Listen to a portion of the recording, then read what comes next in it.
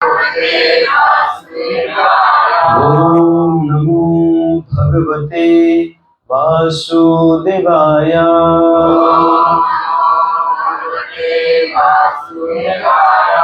ओम नमो भगवते वासुदेवाय।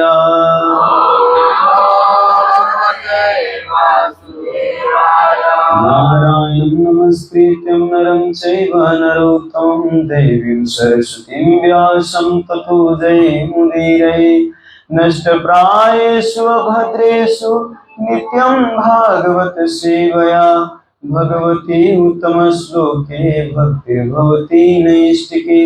मुखं करोति वाचालं पङ्गुलङ्घयते गिरिं यत्कृपातमहं वन्दे श्रीगुरुदीनतारिणं श्री चैतन्य ईश्वरं श्री परमानंद माधवं। हरि ओम तत्सत, हरि ओम तत्सत, हरि ओम तत्सत। हरे कृष्ण। आज विशेष निर्जला एकादशी के दिन महाफिस्ट होने वाले। एक बार हमारे गौड़िया आचार्य हैं गौर किशोर दास बाबा जी महाराज। कितने लोग जानते हैं गौर किशोर दास बाबा जी महाराज? गौर किशोर दास बाबा जी महाराज हमारे गुरु परंपरा में आते हैं। तो उनका कभी कभी ऐसा होता है कि कभी मायापुर में रहना, कभी वृंदावन में रहना, 6 महीना इधर 6 महीना इधर, कभी कभी ऐसे करते थे। तो जब वृंदावन में रह रहे थे गौर किशोर दास बाबा जी, तो यमुना के जो मिट्टी होता है उस मिट्टी में जल मिला के और उसी को पीते थे। ऐसे एकादशी पे ऐसे नहीं खाते थे, अन्न जल ऐसा बाहर से कुछ नहीं खाते थे, फल भी नहीं खाते थे। हम तो फल पे भी रहने के लिए कहते तो मुश्किल लगता है, लेकिन गौर किशोर दास बाबा जी महाराज मिट्टी, यमुना की मिट्टी खाते थे। तो ऐसा ही निर्जला एकादशी का समय, निर्जला एकादशी जब आया तो उन्होंने अपने सारे ब्रजवासियों को, जितने भी चिन्ह जान के थे, जान पहचान में अपने पड़ोसी, जितने सबको बताए कि आज मेरे आश्रम पे महाफिस्ट होने वाला है। तो सब ब्रजवासी बोला, इतना ये भूखड़ आदमी, मतलब योगी जो कभी मतलब मिट्टी खाता है और दूसरे को फिस्ट क्या खिलाएगा। तो सबको लगा कि महाफिस्ट, चलो कोई सिद्ध महात्मा है, इतने बड़े संत हैं, तो हो सकता है कुछ जादू करके कुछ खिला दे, महाफिस्ट खिलाएंगे। तो सबको विश्वास लगा, सब ब्रजवासी लोग आ गए वहां और बोले कि आज महात्मा जी के हाथ से खाएंगे, बनाया हुआ खाएंगे महाफिस्ट। बाबा जब गए तो गौर किशोर दास बाबा जी महाराज एक तुलसी के पौधा रखे थे, वहां पे बैठ के जब कर रहे थे। और जितने लोग जब ब्रजवासी वहां पे आए तो सबको बोले कि आइए आप लोगों को सबको स्वागत है, बैठिए, सब लाइन लगा के बैठ जाइए, सबको यहीं पे परोसा जाएगा, यहीं पे महाफिस्ट होगा। और तुलसी महारानी के आगू पीछे बैठा दी, बैठा के बोले आज 1 से 8 महामंत्र का फिस्ट करेंगे। आज 1 से 8 बार महामंत्र का, महामंत्र नहीं, जब क्या कहते हैं, 1 से 8 बार माला का जप करेंगे सब लोग, और इसका बहुत बड़ा फिस्ट होने वाला। सब ब्रजवासी लोग हो रही 1 से 8 बार, ये तो जब आके हमको तो 2 माला करने में वो दिक्कत होता है, और 1 से 8 माला कैसे करें। लेकिन निर्जला की संत है, निर्जला एकादशी के दिन गौर किशोर दास बाबा जी महाराज ऐसे किसी को बोलते कि तुम जप करो, तो वो जप करते थे। और ब्रजवासी लोग तो ऐसे ही श्रद्धावान व्यक्ति, तो उन लोगों सबके साथ में बैठ के और तुलसी महारानी के 1 से 8 माला जप की। अब की बार 1 से 8 सब हरि बोल। कम से कम 1 से 8 वाले 64 तो कर सकते हैं। अरे हम कोई ऐरा गहरा परंपरा से नहीं है कि मैं पहली बार करने जा रहा हूँ। परीक्षित महाराज इसी श्रीमद् भागवतम को सुनने के लिए 1 हफ्ता तक, 7 दिन 7 रात तक कभी जल तक नहीं लिए, है ना, कभी भी जल नहीं लिया, ना खाना। परीक्षित महाराज को बीच में सुखदेव गोस्वामी कहते हैं कि परीक्षित तुम थोड़ा हो तो थोड़ा रेस्ट कर लो, थोड़ा पानी ले लो। लेकिन परीक्षित महाराज कहते हैं नहीं, इससे बड़ा अमृत कोई मिल ही नहीं सकता।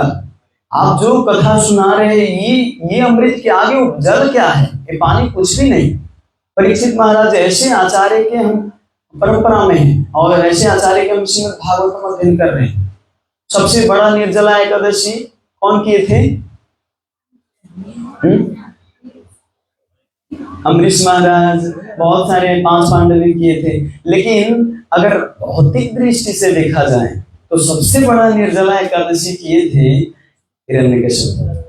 36,000 वर्ष तक बिना जल के रहे थे हिरण्यकश्यप। 36,000 वर्ष तक कोई, वो तो हवा तक छोड़ दिए थे, हवा तक नहीं ले रहे। 36,000 वर्ष। ध्रुव महाराज को हम सुनते 6 महीने तक, लेकिन क्या कहते हिरण्यकश्यप 6 महीने, क्या कहते 36,000 वर्ष तक वो जल तक नहीं, कुछ भी नहीं लिए थे। लेकिन कैसा तपस्या था? तपस्या करने का पीछे कारण क्या था? इस संपूर्ण संसार के मैं राजा बन सकूं, भोक्ता बन सकूं, हर एक चीज को मैं भोग कर सकूं, है ना। तो हमारे वैष्णव परंपरा में जो भी एकादशी करते हैं, हम भक्ति में शक्ति प्रदान करने के लिए करते हैं। ऐसा नहीं कि हम किसी पे कब्जा करना चाहते हैं या हम मालिक बनना चाहते हैं। हम कृष्ण प्रसन्नता हेतु हम ये व्रत करते हैं। कोई कहेगा कि यार आपको भूखे रहने से, जल न लेने से क्या भगवान प्रसन्न होंगे क्या? कोई कह सकता है भगवान तो प्रसन्न होंगे कि जब मेरा बेटा खाता है, हंसता है, नाचता है, गाता है, तब प्रसन्नता होगी। इतने भूखे मार मार के और किसको प्रसन्नता होगी? लेकिन इसमें क्या है, साइंटिफिक रीजन भी है। अगर आप वर्ष में कम से कम एक बार निर्जला एकादशी रखते हो तो आपका वो जो क्या कहते हैं पचाने का जो शक्ति है वो बढ़ता है, इम्यूनिटी पावर। साल में कम से कम एक बार। हमारे आचार्यगण बहुत सारे, इससे बड़ा विज्ञान कुछ हो ही नहीं सकता। हम सारे विज्ञान को मानते हैं। अभी कोई वैज्ञानिक अगर कुछ निकाल दिया तो उस विज्ञानकारी बाप ने कैसे उत्पादन किए, कैसे बनाए, कैसे आविष्कार किए, उस विज्ञान को हम पूरा प्रमाणित मानते हैं। लेकिन जो हमारे आचार्यगण, ऋषिगण जो विज्ञान दिया है, जो साइंस दिए हैं, उस साइंस को हम नहीं मानते। ये साइंस कभी बदलता भी नहीं। जो साइंस 5,000 वर्ष पहले हुआ, वो साइंस अभी कितने सालों बाद तक चलता रहेगा, अनंत काल तक चलता रहेगा। लेकिन जो साइंस अभी आविष्कार होता है 12 साल बाद चेंज हो जाता है, उसको हम प्रमाणित मानते हैं। एक प्रभु जी कह रहे थे फ्लाइट हवा में उड़ रहा है, प्रभु ये कैसे बनाया होगा? अरे जो पेट्रोल डाल के इतना ड्राइवर रख के वो चला रहा है फ्लाइट, तो हमको बहुत बड़ा चीज लगता है। और बिना पेट्रोल के, बिना ड्राइवर के वो दिन भर उड़ता रहता पक्षी आकाश से, वो किसने बनाए? तो ये सबसे बड़ा साइंस तो भगवान है, साइंटिस्ट है ना। तो ये जितने भी हमारे लिए, भक्तों के लिए, सबके लिए जो भी नियम है, ये सब ये हमारे कल्याण के लिए। कोई ऐसा कोई भगवान की वो नहीं है कि इसको भूखे रखने से ये होगा, ये हमारे लिए ही कल्याण के लिए रखे है ना। तो कुछ हम निर्जला एकादशी के ऊपर और कुछ श्रीमद् भागवतम के ऊपर भी हम चर्चा करेंगे। इससे पहले श्लोक दोहराएंगे, आप लोग निकलिएगा। स्कंद 3 अध्याय 15 श्लोक संख्या 44 और 45। 44 में तात्पर्य नहीं है, 45 तो पहले 44 पढ़ लेते, इसके बाद 45। देवामुष्य वदनासित पद्मकोश मुद्वेक्ष सुंदरताधर कुंदहासं लब्धासिसा पुनर्वेक्ष तदीयमांग्रे द्वंद्वं नखारुणमणिश्रयनं निदध्युः। अनुवाद इस प्रकार है। भगवान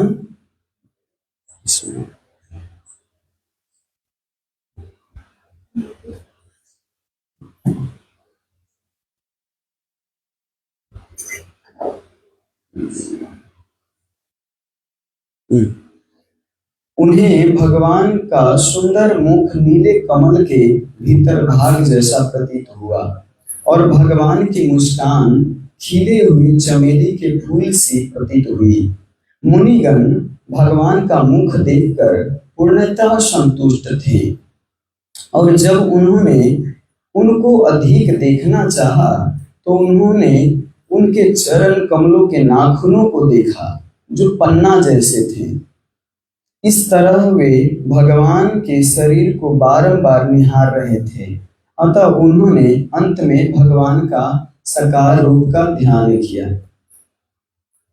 45 श्लोक इस प्रकार है। पुंसा गतिं मृगयतामिह योगमार्गे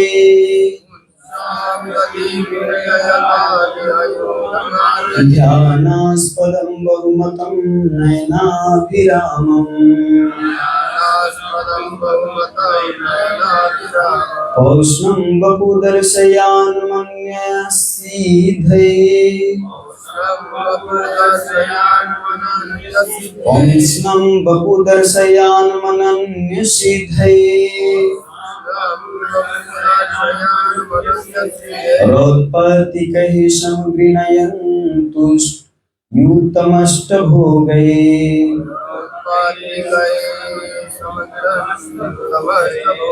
पुंसां गतिं मृगयतामिह योगमार्गे ध्यानास्पदं बहुमतं नयनाभिरामम्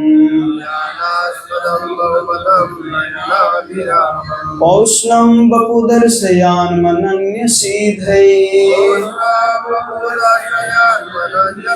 रौत्पत्तिकैः समगृह्णन्युतमष्टभोगये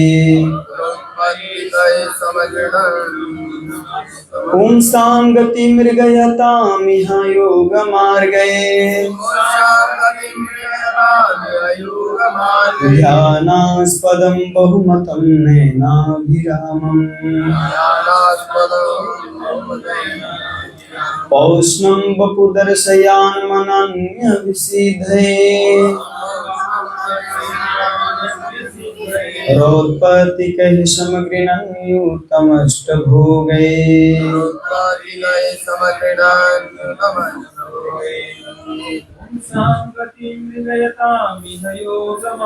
पुंसां गतिं मृगयतामिह योगमार्गे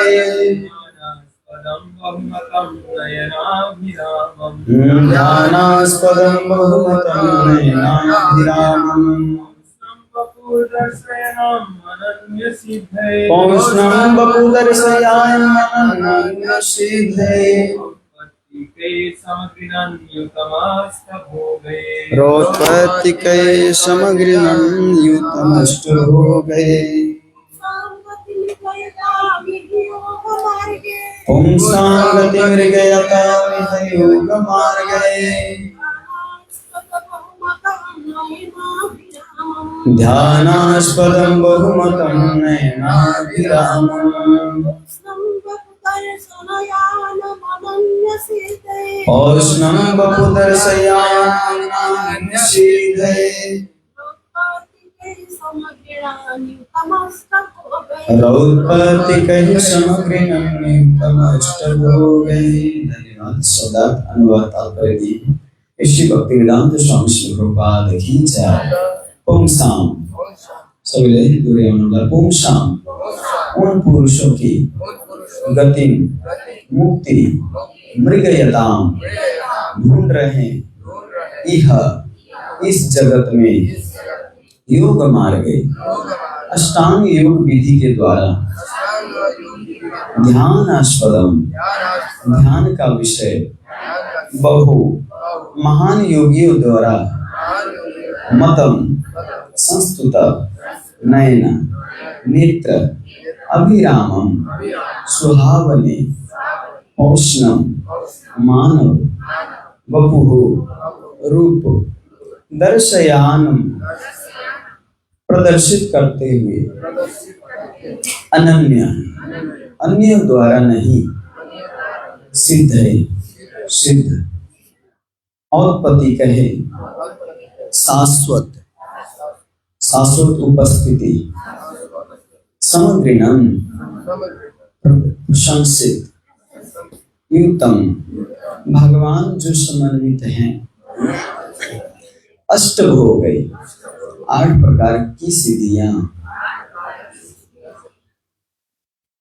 अनुवाद इस प्रकार यही भगवान का वह रूप है जिसका ध्यान योग विधि के अनुयायी करते हैं और ध्यान में वह योगियों को मनोहर लगता है।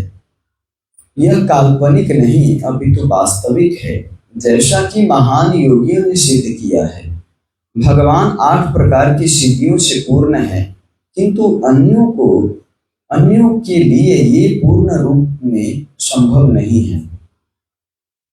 तात्पर्य थोड़ा लंबा है, तो आप लोग एक्चुअली हर एकादशी में श्रील प्रभुपाद जी के लेक्चर सुनेगा, उनकी मुखारविंद से कथा सुनेगा। ये डायरेक्ट मैं केवल माध्यम हूँ बीच का। श्रील प्रभुपाद जी का जितना ये अनुवाद तात्पर्य बहुत बड़ा तात्पर्य है, तो ये आप ध्यान पूर्वक सुनिए। श्रील प्रभुपाद जी के डायरेक्ट मुखारविंद से निकला हुआ मैं बताऊं। यहाँ पर योग विधि की सफलता का अति सुंदर ढंग से वर्णन हुआ है। यह विशेष उल्लेख है कि चतुर्भुजी नारायण के रूप में भगवान का रूप योग मार्ग के अनुयायियों के लिए ध्यान का लक्ष्य है। आधुनिक योग में ऐसे अनेक तथाकथित योगी हैं जो चतुर्भुजी नारायण रूप को अपने ध्यान का लक्ष्य नहीं बनाते। उनमें से कुछ तो किसी निर्विशेष या शून्य का ध्यान करने का प्रयास करते हैं, किंतु यह उन महान योगियों द्वारा अनुमोदित नहीं है जो आदर्श विधि का पालन करते हैं। असली योग मार्ग विधि तो इंद्रियों को वश में करना, एकांत तथा पवित्र स्थान में बैठना, नारायण के उस चतुर्भुजी रूप का ध्यान करना जो इस अध्याय में वर्णित विधि से अलंकृत रहता है, जिस रूप में वे चारों मुनियों के समक्ष प्रकट हुए थे। यह नारायण रूप कृष्ण का अंश है। अतएव कृष्ण भावना अमृत आंदोलन जो अब विस्तार पा रहा है, योगाभ्यास की असली सर्वोच्च विधि है। कृष्ण भावना अमृत तो प्रशिक्षित भक्तिमय योगियों द्वारा सर्वोच्च योग का निष्पादन है। योग अभ्यास के सारे आकर्षणों के बावजूद 8 प्रकार की योग सिद्धियां सामान्य व्यक्ति को नहीं प्राप्त हो पाती, किंतु यहाँ यह वर्णन किया गया है कि चारों मुनियों के समक्ष प्रकट होने वाले भगवान स्वयं 8 सिद्धियों से पूर्ण है। सर्वोच्च योग मार्ग विधि 24 घंटे कृष्ण पर मन को केंद्रित करना है। यह कृष्ण भावना अमृत कहलाती है। श्रीमद् भागवतम तथा भगवत गीता में वर्णित योग पद्धति या पतंजलि द्वारा संस्तुत योग पद्धति आजकल अभ्यास किए जाने वाले हठ योग से भिन्न है, जैसा कि आजकल पाश्चात्य देशों में समझा जाता है। असली योगाभ्यास तो इंद्रियों को वश में करना है और ऐसा वशीकरण हो जाने के पश्चात मन को पूर्ण पुरुषोत्तम भगवान श्री कृष्ण के नारायण रूप में एकाग्र करना है। भगवान कृष्ण आदि भगवान हैं और अन्य सारे विष्णु रूप जिनमें उन्हें शंख चक्र गदा पद्म से सजे हुए उनका वर्णन किया गया है, कृष्ण के स्वांश हैं।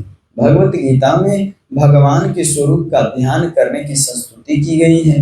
मन की एकाग्रता का अभ्यास करने के लिए मनुष्य को सिर तथा पीठ को सीधी रेखा में रखते हुए बैठना होता है और पवित्र वातावरण द्वारा शुद्ध किए हुए एकांत स्थान में अभ्यास करना होता है।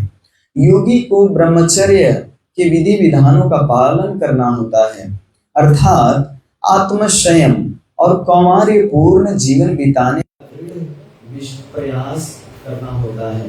किसी घनी आबादी वाले शहर में अपव्ययी जीवन बिताते हुए अनियंत्रित यौन तथा में लगे रहकर कोई योगाभ्यास नहीं कर सकता। योगाभ्यास के लिए इंद्रियों का नियंत्रण आवश्यक है और इंद्रियों नियंत्रण का शुभारंभ जीव को नियंत्रित करने से होता है। जो व्यक्ति जीव पर नियंत्रण रख सकता है वह अन्य इंद्रियों पर भी नियंत्रण कर सकता है। मनुष्य अपने जीव को सभी प्रकार के वर्जित भोज्य तथा पेय पदार्थ को ग्रहण करने की अनुमति देकर उसी के साथ योगाभ्यास में प्रगति नहीं कर सकता। यह अचिंत्य सोचनीय बात है। अनेक अवैध तथा कथित योगी पाश्चात्य देशों में आते हैं और लोगों की योगाभ्यास के प्रति उन्मुखता का अवांछनीय लाभ उठाते हैं। ऐसे अवैध योगी सार्वजनिक रूप से यह घोषित करने का दुस्साहस तक करते हैं कि मनुष्य सूरापान की आदत में लिप्त रहते हुए भी ध्यान का अभ्यास कर सकता है। 5000 वर्ष पूर्व भगवान श्री कृष्ण ने अर्जुन के लिए योगाभ्यास की संस्तुति की थी, किंतु अर्जुन ने स्पष्ट रूप से योग पद्धति के कठोर यम नियमों का पालन करने में अपनी असमर्थता व्यक्त की थी। मनुष्य को कर्म के हर क्षेत्र में अत्यंत व्यवहारिक होना चाहिए और उसे योग के नाम पर व्यर्थ के योगाभ्यास का अभ्यास करने में अपना बहुमूल्य समय नहीं गंवाना चाहिए। असली योग तो अपने हृदय के भीतर चतुर्भुजी परमात्मा को खोजना, ध्यान में उनका निरंतर दर्शन करना है। ऐसा निरंतर ध्यान समाधि कहलाता है। इस ध्यान का लक्ष्य तो अलंकृत शरीर वाला चतुर्भुजी नारायण होता है, जैसा कि श्रीमद् भागवतम के इस अध्याय में वर्णन हुआ है। किंतु यदि कोई शून्य या निर्विशेष वस्तु का ध्यान करना चाहता है तो योगाभ्यास में सफलता प्राप्त करने में काफी समय लगता है। हम अपने मन को किसी शून्य या निर्विशेषवादी वस्तु पर एकाग्र नहीं कर सकते। असली योग तो भगवान के चतुर्भुजी नारायण रूप पर मन को स्थिर करना है, जो हर व्यक्ति के हृदय में आसीन है। ध्यान के द्वारा मनुष्य यह समझ सकता है कि ईश्वर प्रत्येक व्यक्ति के हृदय में आसीन है। यदि कोई इसे न भी जानता हो तो ईश्वर हर एक के हृदय में स्थित रहते हैं। वे न केवल मनुष्य के हृदय में स्थित रहते हैं, अपितु कुत्ते बिल्लियों के हृदय में भी भीतर रहते हैं।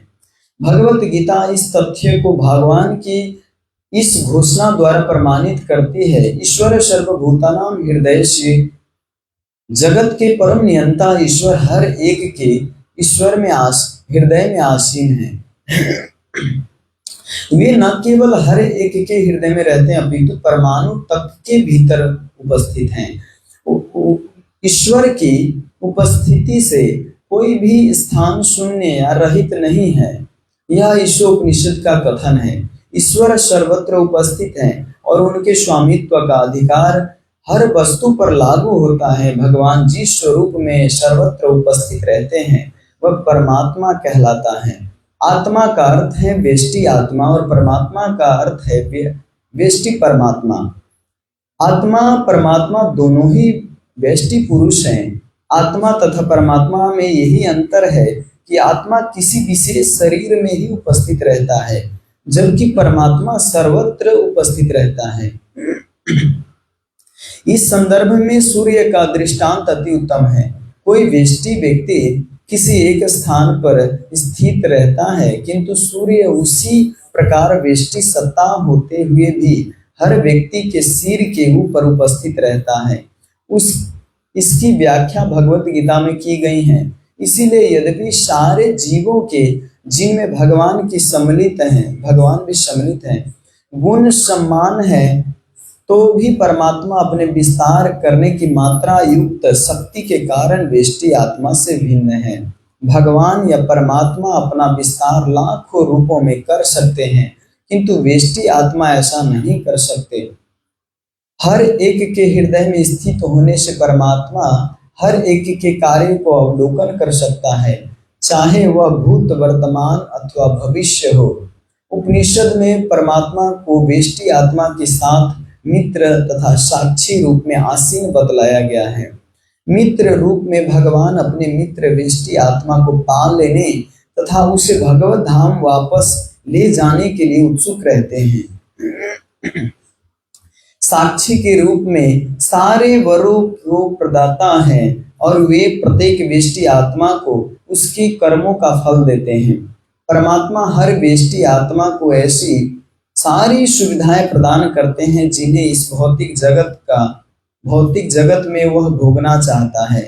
दुख तो भौतिक जगत पर प्रभुत्व जताने की जीव की लालसा का प्रतिफल होता है, किंतु भगवान अपने मित्र व्यष्टि आत्मा को, जो कि उसका पुत्र भी है, अन्य सारे कार्यों को त्याग कर नित्य आनंदमय ज्ञानमय जीवन के लिए उनकी शरण में जाने का आदेश देते हैं। सभी प्रकार के योग पर अत्यंत प्रामाणिक सर्वाधिक पढ़ी जाने वाली पुस्तक भगवत गीता की यह अंतिम शिक्षा है। इस तरह भगवत गीता का अंतिम शब्द योग की सिद्धि में अंतिम शब्द है। सब लोग ध्यानपूर्वक सुनिए, मैं पूछूंगा, बहुत ज्यादा लंबा तथ्य है, ऊपर ऊपर जा रहा होगा ना। व्यष्टि आत्मा, व्यष्टि परमात्मा, लेकिन सुनिए, फिर भी सुनिए श्रील प्रभुपाद जी के तात्पर्य। भगवत गीता में कहा गया है कि जो व्यक्ति सदैव कृष्ण भावना अमृत में लीन रहता है वह सर्वोच्च योगी है। कृष्ण भावना अमृत क्या है? जिस तरह व्यष्टि आत्मा अपनी चेतना के द्वारा उसके सारे शरीर में उपस्थित रहता है, उसी तरह अति चेतना द्वारा परमात्मा सारी सृष्टि में उपस्थित रहते हैं। यह अति चेतना शक्ति व्यष्टि आत्मा द्वारा जिसकी चेतना सीमित है नकल की जाती है। मैं यह तो समझ सकता हूँ कि मेरे सीमित शरीर में क्या हो रहा है, किंतु मैं इसका अनुभव नहीं कर सकता कि दूसरे के शरीर में क्या हो रहा है। मैं अपनी चेतना के द्वारा अपने सारे शरीर में उपस्थित हूँ, लेकिन मेरी चेतना अन्य के शरीर में उपस्थित नहीं। किंतु परमात्मा सर्वत्र सबों के भीतर उपस्थित होने से हर व्यक्ति के शरीर के विषय में सचेत रहते हैं। यह सिद्धांत कि आत्मा तथा परमात्मा एक स्वीकार्य नहीं है, क्योंकि इसकी पुष्टि प्रमाणिक वैदिक वाङ्मय से नहीं होती। व्यष्टि आत्मा की चेतना अति चेतना में कार्य नहीं कर सकती, किंतु यह अति चेतना ब्रह्मा की चेतना के साथ व्यष्टि चेतना को जोड़कर प्राप्त की जा सकती है। यह जोड़ने की प्रक्रिया शरणागत कृष्ण भावनामृत कहलाती है। भगवत गीता शिक्षाओं से यह स्पष्ट करते हैं कि अर्जुन प्रारंभ में अपने भाइयों तथा संबंधियों से युद्ध नहीं करना चाहता था, किंतु भगवत गीता समझ लेने पर उसने अपनी चेतना को कृष्ण की अति चेतना से संयुक्त कर दिया, तब वह कृष्ण भावनामृत में था। मैं पढ़ते पढ़ते थक गया, लेकिन श्रील प्रभुपाद जी तात्पर्य लिखते लिखते नहीं थके होंगे। देखिए प्रभुपाद जी जिस श्लोक में ज्यादा तात्पर्य देते हैं, इसका अर्थ उस श्लोक को और ज्यादा कितना महत्वपूर्ण श्लोक होगा। अभी अब एक दो पैराग्राफ और होगा, ओहो बहुत ज्यादा। ठीक है, इसके बाद अभी इस पे थोड़ा चर्चा कर लेते हैं। अभी लगभग 4-5 पैराग्राफ है। इसमें मुख्य बात बहुत ऐसे तात्पर्य पे तो हमको लगता है 7 दिन का सप्ताह हो सकता है ना। इतना क्लास दे भक्ति सिद्धांत सरस्वती महाराज जब क्लास देते, कथा करते थे, तो एक श्लोक को लेते थे श्रीमद् भागवतम के, और उसी श्लोक पे चर्चा करते थे 1 महीना तक। 1 महीना तक एक श्लोक पे चर्चा करते थे। तो श्रील प्रभुपाद जी को अगर और ज्यादा वो मिलता ना समय, तो हमको लगता है एक श्लोक पे एक किताब लिखते श्रील प्रभुपाद, है ना। अब वास्तव में आप जितना छोटी छोटी किताबें पढ़ते हो श्रील प्रभुपाद की, वो छोटी छोटी किताब श्रील प्रभुपाद जी के वो बड़े किताब से एक तात्पर्य से ऐसे निकाले हैं। जो आप भगवत गीता सार पढ़ते हो, छोटा वाला किताब, वो भगवत गीता सार स्वरूप जो है भगवत गीता के केवल इंट्रोडक्शन है, केवल इंट्रोडक्शन, तो उससे एक किताब निकल गया है। तो इसमें मेन इस श्लोक में बताया गया है कि एक जो मेरे को पॉइंट, बहुत सारे पॉइंट हैं, तो इसमें एक जो मेन है उसमें बताया गया है कि जो भी योग सिद्धि है या जो भी योग कार्य करते हैं, इसका एकमात्र ध्येय और प्रसन्नता का कार्य केवल कृष्ण के लिए है, भगवान के लिए, भगवान की प्रसन्नता के लिए किया जाता है। कोई बड़ा तपस्या करके, बड़ा तपस्या करता है वो केवल कि हम दिखाने के लिए, जैसे हिरण्यकशिपु किए थे, वैसे तपस्या नहीं। तपस्या ऐसे उन्हें श्रील प्रभुपाद से एक बार पूछे थे कि श्रील प्रभुपाद आप किस, ये अमेरिका की घटना है, अमेरिका में जब श्रील प्रभुपाद जी थे तो उनके एक बहुत अच्छे जो मानने वाले थे श्रील प्रभुपाद के, ऐसे भक्त नहीं थे लेकिन श्रील प्रभुपाद को बहुत मानते थे। वो बहुत बड़ा टीचर था, लेकिन साथ साथ में वो इतना तक बताते थे युवाओं को, जितने युवा थे उन लोगों को बताते थे कि आप 14 वर्ष से ऊपर हो तो आप LSD ले सकते हो, ड्रग्स ले सकते हो, इतना तक वो सबको बताते थे। लेकिन श्रील प्रभुपाद को मदद करने की बहुत इच्छा होती थी उनको। जब भी आते तो श्रील प्रभुपाद को कहते कि मैं आपके मिशन में क्या ऐसा मदद कर सकता हूँ, तो श्रील प्रभुपाद जी कहते हैं कि मिशन में मदद करना है तो ये क्या कहते हैं, अनुवाद करो, ऐसे आप भागवतम क्लास में आओ, श्रवण करो, ऐसा बताते। तो एक दिन जब ऐसा ही एकादशी का समय आया तो वो व्यक्ति क्या कहता है, आपके संस्था में ना बहुत ज्यादा तपस्या होती है, अरे सोरामाला जप करो, एकादशी, कभी ये फेस्टिवल कभी वो फेस्टिवल। मैं सोच रहा था कि आपके संस्था में मैं कुछ मदद करूं, तो इतना तपस्या करवाते हो आप। एक तो सोरामाला ही है, 4 नियम तो पालन करवाते हो, जो मांस तोड़ रहा था उस मांस को छोड़वा दिया आपने, जो लगा रहा था वो भी छोड़वा दिया आपने, हैं। तो सब कुछ में तपस्या तो करवा ही रहे हो, और साथ साथ में ये कौन सा निर्जला एकादशी, इतना बाप रे, बिना जल के रखवाते हो आप। ये कैसे हो सकता है? ये ऐसे करेंगे तो आपके संस्था में कौन है, ज्यादा तो नहीं जुड़ेंगे। श्रील प्रभुपाद जी बहुत मस्त और एकदम मंद मंद मुस्कान मारते हुए बोलते हैं। श्रील प्रभुपाद जी कहते हैं कि हमें इस संस्था में प्योर और केवल चंद्रमा सूर्य जैसे व्यक्ति चाहिए, जो एक व्यक्ति आए और सारा संसार को उजागर कर सके। श्री प्रभुपाद जी कहते हैं कि कोई भक्त अगर इतना करता है, एकादशी जो है, एकादशी तत्व और नाम तत्व ये सब एक है। जैसे हम नाम जप करते हैं, एक करना ही होता है, बिना नाम क्या कहते हैं, हरि नाम के बिना इस संसार में उद्धार नहीं हो सकता। वैसे ही एकादशी व्रत जो है भगवान के सबसे प्रिय व्रत है, तो इसीलिए इस व्रत को करने से भगवान के प्रिय बन जाते हैं व्यक्ति। स्वयं राधा रानी इस व्रत को किए हैं, एकादशी। स्वयं राधा रानी, गर्ग संहिता में कथा आती है कि राधा रानी अपने एकादशी व्रत के महात्म्य को बताते हैं। इसी व्रत को करें, क्या कहते हैं, प्रेम विवर्त कह के एक हमारे आचार्य लिखे हैं, जगदानंद पंडित। तो जगदानंद पंडित उस प्रेम विवर्त में बताते हैं कि चैतन्य महाप्रभु एक बार जगन्नाथपुरी में जब थे, जगन्नाथपुरी में एकादशी का समय है, तो एकादशी के समय में महाप्रभु अपने पूरे पार्षद के साथ बैठ के और जप कर रहे थे। जप कर रहे हैं तो उसी समय जगदानंद पंडित, देखिए जो किताब लिखे वही, जगदानंद पंडित और उनके साथ राय रामानंद और सार्वभौम भट्टाचार्य, 3 लोग जगन्नाथ महाप्रसाद, इतना मीठ मीठ प्रसाद था उसमें, जो भी अच्छा अच्छा प्रसाद था, साग पूरी और क्या कहते हैं भात, जो भी जगन्नाथ जी का अच्छा प्रसाद होता है सबसे स्वादिष्ट, वो सब प्रसाद को लेके और महाप्रभु के जहाँ पे जप कर रहे थे वहां पे लाके रख दी, और महाप्रभु के आगे लाके रख दी। सब पार्षद लोग दिख रहे हैं, जगन्नाथपुरी के प्रसाद, जगन्नाथ जी के प्रसाद कैसे अवहेलना कर सकते। तो सब पार्षद लोग ये सोच रहे कि महाप्रभु की आज्ञा होते ही पूरा दे देना, मतलब खाना है एकदम, सब पूरा प्रसाद पर ही देख रहे हैं। चैतन्य महाप्रभु अपना जप में पूरा ध्यान दिए, जब देखते हैं महाप्रसाद आगे है तो चैतन्य महाप्रभु तुरंत दंडवत प्रणाम किए, और दंडवत प्रणाम किए और सारे पार्षदों को दंडवत प्रणाम करने के लिए बोले।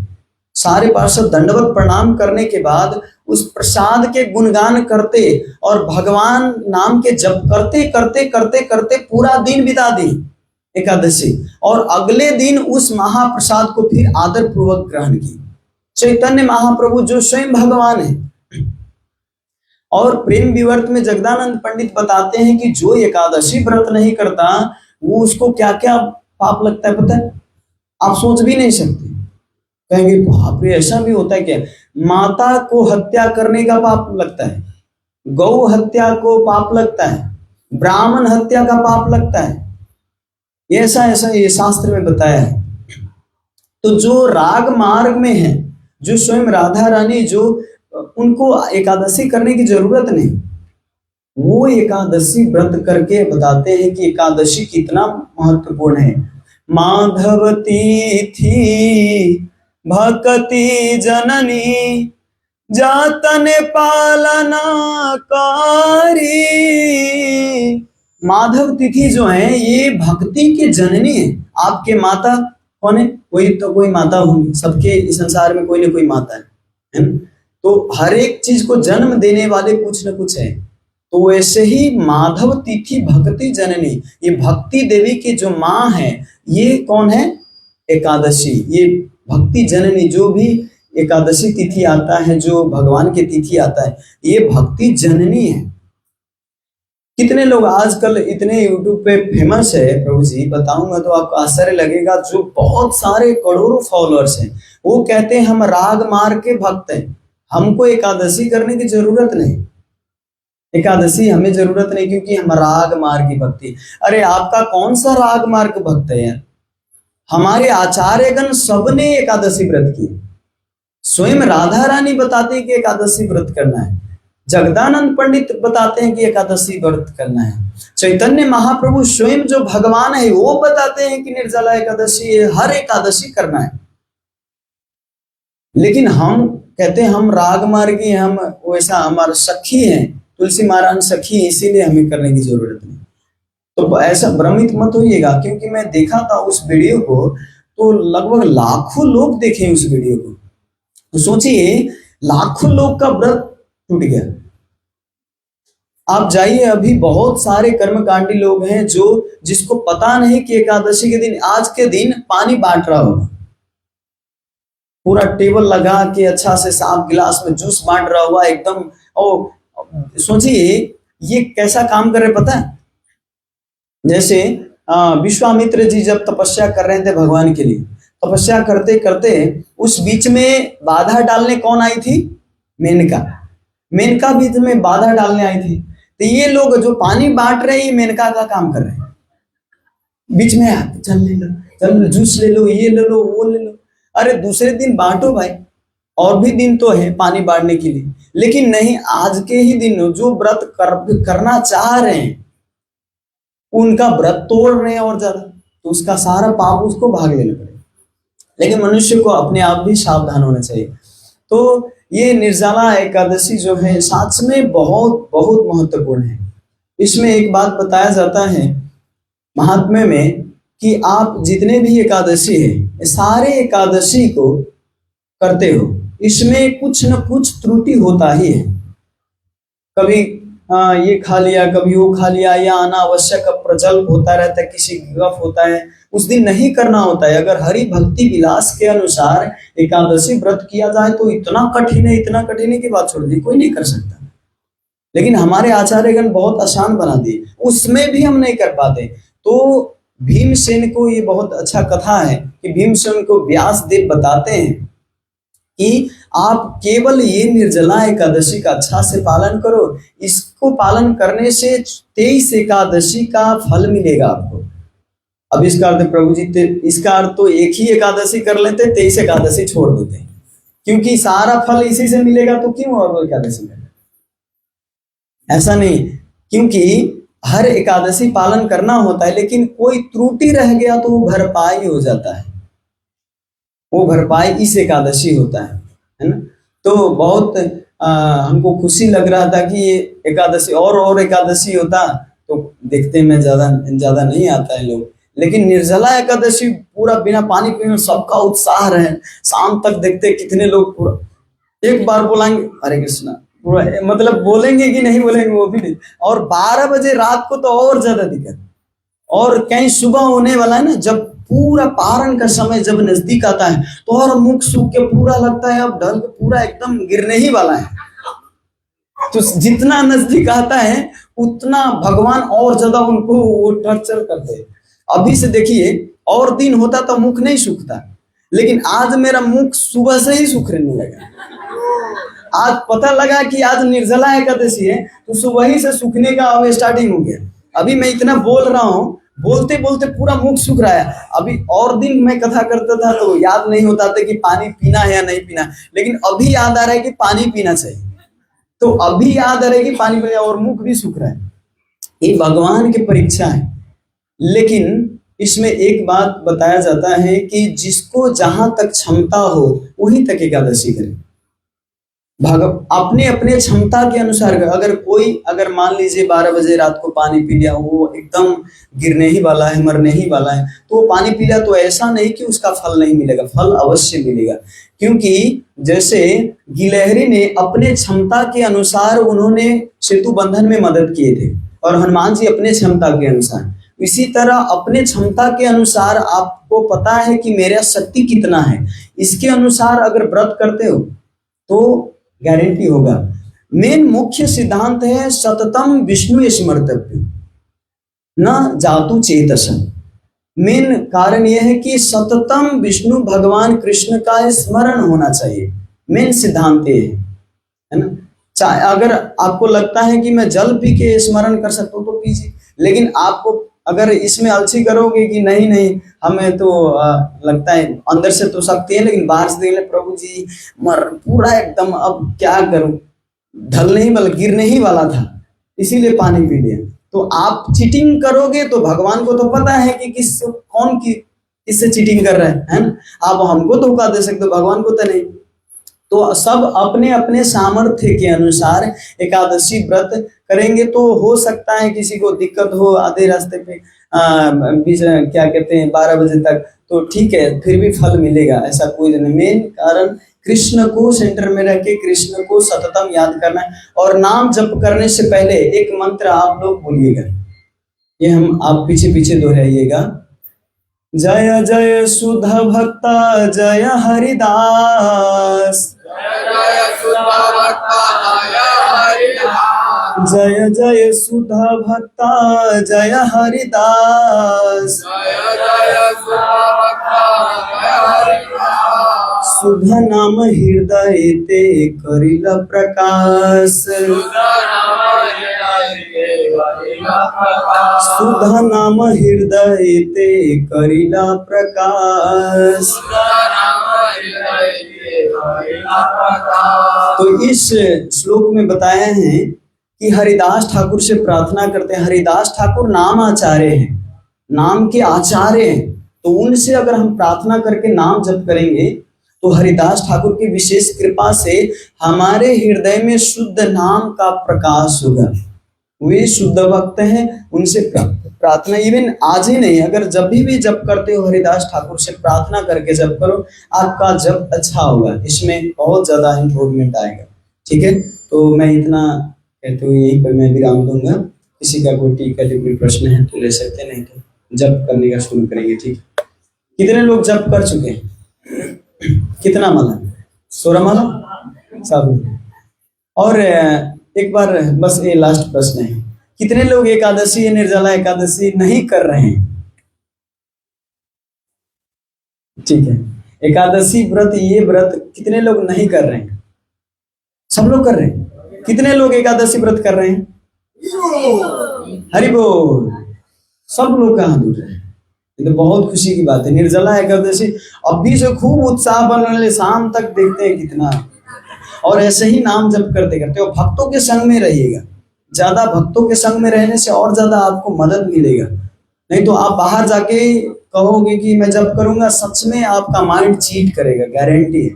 तुलसी महारानी के आगे बैठ के जप करो, थोड़ा दिक्कत होता है तो घूम फिर लो, लेकिन एक जगह पे बैठ के जप करो। ठीक है, हरे कृष्ण। एकादशी हम लोग रखते हैं, खाली निर्जला एकादशी नहीं, और भी जो एकादशी हम लोग रखते हैं। उसके मान लीजिए कोई हमारे दोस्त साथी संगति या परिवार जन कोई हम यात्रा करके अगर प्रसाद हाथ में दे देते हैं तो उसको हम लोग को ग्रहण करना चाहिए, नहीं करना चाहिए? नहीं, अगर कोई धामवासी या वृंदावन से जगन्नाथपुरी से ही प्रसाद आके आपको देता है तो आप उनको पूरा प्रणाम करके एकदम आदर स्वरूप आप उनको रख लो। आप अपने ऐसे जगह पे रखो, फिर मैं कल पारण करूंगा तो उसी से करूँ, आदर स्वरूप, एकदम अपमान भी नहीं करना है, आदर स्वरूप। जैसे चैतन्य महाप्रभु ने आदर स्वरूप की, आदर स्वरूप चैतन्य महाप्रभु, सोचिए ना, जगन्नाथपुरी में एकादशी को तो बांध के रखे हैं वहां पे, किसी को करने नहीं देते। एकादशी जब वहां पे गई थी तो एकादशी को बांध दिए मंदिर में, किसी को एकादशी व्रत नहीं करना है। लेकिन चैतन्य महाप्रभु स्वयं एकादशी की, क्योंकि एकादशी भगवान को सबसे प्रिय है ना। तो प्रसाद अगर आता है, कोई देता है तो उसको आदर पूर्वक प्रणाम करके आप रख लो, उनको मांग लो, रख लो और लेके आओ, रख लो, बाद में फिर अगले दिन खा लो। ठीक है, हरे कृष्णा। श्रील प्रभुपाद की जय, अनंत कोटि वैष्णववृंद की जय, पिता गौर प्रेमानंद हरि बोल।